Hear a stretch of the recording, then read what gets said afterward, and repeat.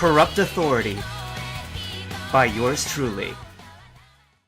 After they were well away from human settlements, Hibiki heard Marina's voice come from behind himself and Kenta.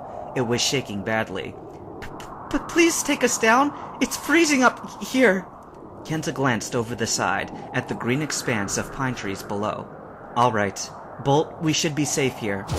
Once they had touched down, Marina spoke again, with a little less shaking in her voice. Don't turn around, Kenta. I wasn't planning on it, he muttered, and Hibiki felt his arm ease off his chest. Yusin's going to hate us for this, but I know he can take care of himself. No, I mean... Marina's voice lowered shyly. Don't look at me. I had to grab onto you in midair, and my towel got blown off. Immediately, Hibiki felt Kenta's arms tense on his chest again, causing him to grunt painfully. Oh, sorry. Hibiki felt something move at his back, and there was a ruffling noise. Here's my cloak. It's the best I can do for the moment. It's warm, she sighed. Thanks. Kenta patted Bolt's head. Then Hibiki felt himself lifted and set on his feet. He found himself eye to eye with his brother.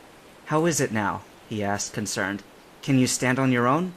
Hibiki felt like he'd woken up standing instead of lying down, but his muscles grudgingly responded to his nerves. He shifted his weight from side to side. Yeah, thanks, bro. He and Kenta turned to Marina, who was hugging Kenta's brown traveler's cloak tightly to her body. Her blue hair, which was normally tied in pigtails, hung loosely and was sticking out all over the place.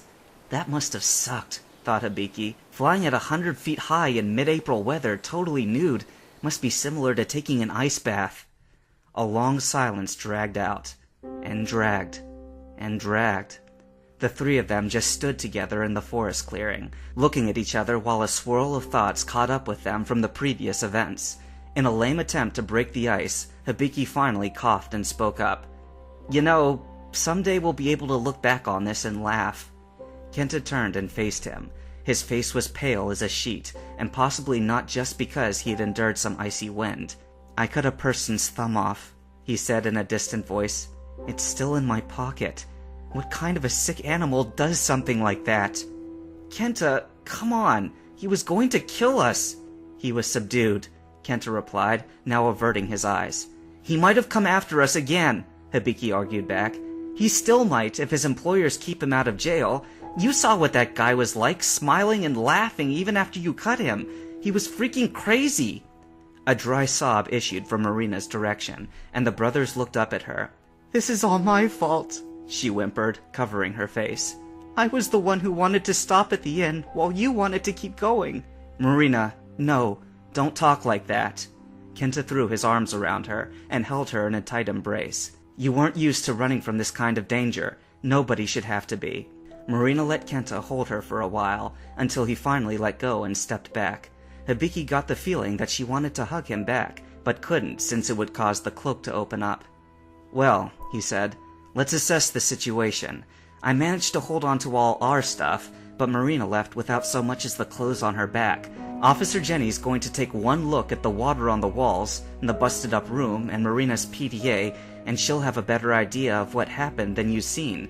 I wonder if Lefty will give himself up, or find a way to worm out of it. Kenta frowned. I'd hate to be Yusin. He's going to wake up very confused, and whether he tells the truth or makes up a story, nobody's likely to believe him. He'll be lucky if they don't seize his car and confiscate his master ball. Kenta began pacing back and forth. If, or when, they scan for the DNA, they'll discover who all was there. It'll become public knowledge that the three of us are missing. Mom and Dad are going to find out, muttered Hibiki, the thought coming to him suddenly and painfully. They've probably been worried sick for the past couple of weeks, but what would they say if they knew someone had been hired to kill us?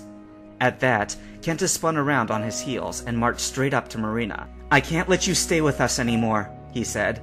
Not while the government is contracting killers to chase us. If I'd known earlier... No! Marina cried, stomping her bare foot on the ground. Her eyes had filled with tears, but her voice was steady. I want to stay with you! And do what? He challenged. Do you have a plan? Because none of mine involve you. Maybe not, but I just can't sit on the sidelines while you go around risking your life. What if I never get to see you again after today? What if... She walked straight up to Kenta, who suddenly stood stock still, paralyzed. What if I never get the chance to tell you? And then Marina leaned in and kissed him. Hibiki stared at the two of them, overwhelmed at what he was seeing, and at the same time, feeling like a peeping Tom violating a private moment. Kenta was still frozen for a second or two more, but then he returned the kiss, and the two of them held each other. "That was sudden," Kenta mumbled, face bright red. "I was waiting for the right time," Marina whispered, still holding him. "And after the first time you almost died, I hated myself for waiting too long. You were always too busy, even when I found you again." Hibiki wondered if he should mention the fact that Marina's cloak was now open at the front. He was standing behind, but from how she was holding Kenta, he knew that nothing was covering Marina's bosom as she clove to his brother. He decided not to say anything. No need to make it more awkward. "I love you too," Kenta uttered softly, as he and Marina touched foreheads. "I think we've always known, and if I ever make it out of this alive, I'll come for you. But this doesn't change my mind. If anything, I'm even more determined that you stay safe now." "I figured you'd say that," Marina sighed, pulling back from him and covering herself again. "But at least I got to say what I've wanted to for 3 years now." Hibiki coughed. Kenta and Marina turned and gave him a startled look, both faces turning crimson. "Listen, even if we are separating, we can't just leave Marina out in the woods with nothing but a mantle and a couple of Pokemon. Who do you know that we can trust to let her lie low for a few weeks at their house?" The three of them thought for a moment. "I got it," said Kenta, perking up. "Junichi!" "No way!" Marina said, giving him a look of sudden disgust. "You know how that idiot's mind works. The second I ask to live at his place, he'll get all the wrong ideas." "Yeah, but who else do we really know? Unless..." Kenta paused, then turned his head slowly to look at Hibiki. A crafty smile crept across his face. "Wait a minute. Hey, Hibiki, what about that girl next door with the Meryl? The one you had that crush on? What was her name?" "Katone! And I don't have a crush on her! Think of someone else!" The door swung open after 3 knocks, revealing a 14-year-old girl with a white hat. "Hibiki!" she cried, her face brightening in happy recognition. "Where have you been? Your parents said you'd gone to stay with other relatives, but I didn't think it would be this long. You should have told me." Hibiki stood outside her door, the cool winds of New Barktown doing nothing to ease the burning of his scarlet cheeks. Kenta had prepped him with some lines of dialogue ahead of time, but they were pushed clean out of his head at the sight of her. After nearly half a year of bitterness and mourning, he had nearly forgotten about the girl across the way that he, maybe, kinda, sorta, possibly thought was cute. "Look at that," he thought dreamily. "She's added an adorable little red ribbon onto her hat since I saw her last." "No! Not a helpful thought right now! You have a mission, so talk, stupid!" Hi, Katone," he stuttered. Oh, bravo. How come Kenta always knows what to say? "So..." Katone swayed her shoulders and kicked her foot, looking at him with a small smile. "What did you come to see me for?" "What did I... Wait a second. Did she say that I was supposed to be visiting relatives? That's right. This fits one of the scenarios Kenta went over with me." "Oh, Hey, cousin! Come over here!" Hibiki turned and waved towards the bushes further out at the edge of town. Marina came out slowly and uncertainly, looking around. The streets were empty, and it was starting to get dark out. Clasping her cloak tightly, she sauntered up to Hibiki's side, doing her best to smile casually. "This is my, cousin. Cousin, this is my friend, Katone." Katone smiled. "Hello, Hibiki's cousin." "Hi," Marina grinned, although it looked a little forced. "Nice pigtails." "Thanks." Hibiki cleared his throat, willing himself to be confident. "So, you see, my cousin's now staying with me, and she didn't bring any spare clothes. And you know, I'm a guy, so it's not like I can lend her my clothes." He covered his face suddenly, overcome by the heat in his cheeks, and the pounding of his heart, and the many chastisements his brain was screaming at him. "I can't do this! I'm sorry, but I just can't!" Marina and Katone stared at him, which didn't help things, and Hibiki wondered what Kenta was thinking as he watched him from further off, which really didn't help things.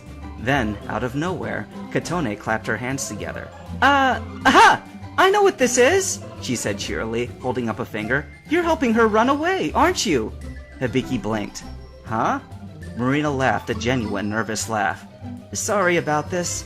I told him that I just had to get away, but we didn't really think about it. We just did it. But it's not like I can crash at his house, because his parents would find out and send me back. I know what you mean, Katone said emphatically, rolling her eyes. Sometimes I just want to get away. That's what the Pokemon Trainer Journey was supposed to be about, until they changed the age limit. Katone opened the door wider and beckoned Marina to come in. Here, get inside before anyone's parents see you. I'll find you a nice spot, and we can talk about all kinds of stuff. She turned to Hibiki for a moment. Wait here. I'll be right back. The door closed. Up from the bushes behind him popped Kenta, like a jack-in-the-box. Well, he said, brushing leaves out of his hair, that worked out nicely. Few of the things we do go exactly according to plan, but so far, this has gone almost too well. Don't freaking jinx it, Hibiki muttered through his teeth. Okay, she said she'll be back in a moment. When she comes, you need to make sure she's thoroughly convinced that Marina's family. Then get away gracefully. Don't get caught up in any conversation. Oh, crap! He ducked down, and Hibiki turned back around to see Katone standing in the door. What was that? She asked, looking over his shoulder. Just a sentret. Hibiki grinned outwardly, while inwardly cursing himself for telling Katone so many lies at once. So, thanks for taking Marina in.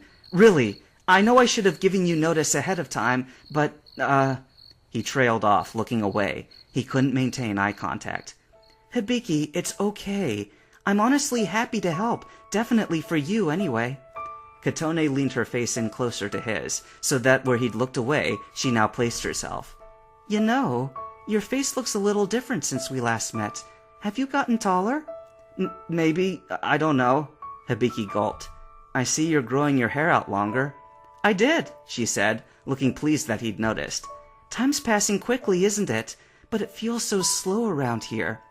Now it was her turn to look away. This town is so small, and all the kids our age that used to be here are gone. It's just me and Meryl now. She paused. I know it's not my place to say this, but I know that you must be lonely with Kenta gone. If you ever need someone to talk to, I'll be here. Hibiki was deeply touched.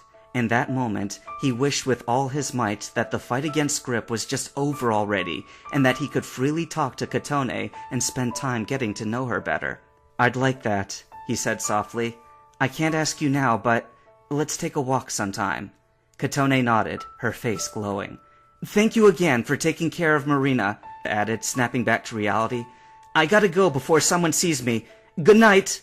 He bowed quickly and jogged off towards Route 29, while Katone stood in the doorway, waving to him. Hibiki didn't stop until he was certain she had gone inside. Then he waited until Kenta appeared out of the twilight gloom around the corner of the last house. He was holding a small duffel bag.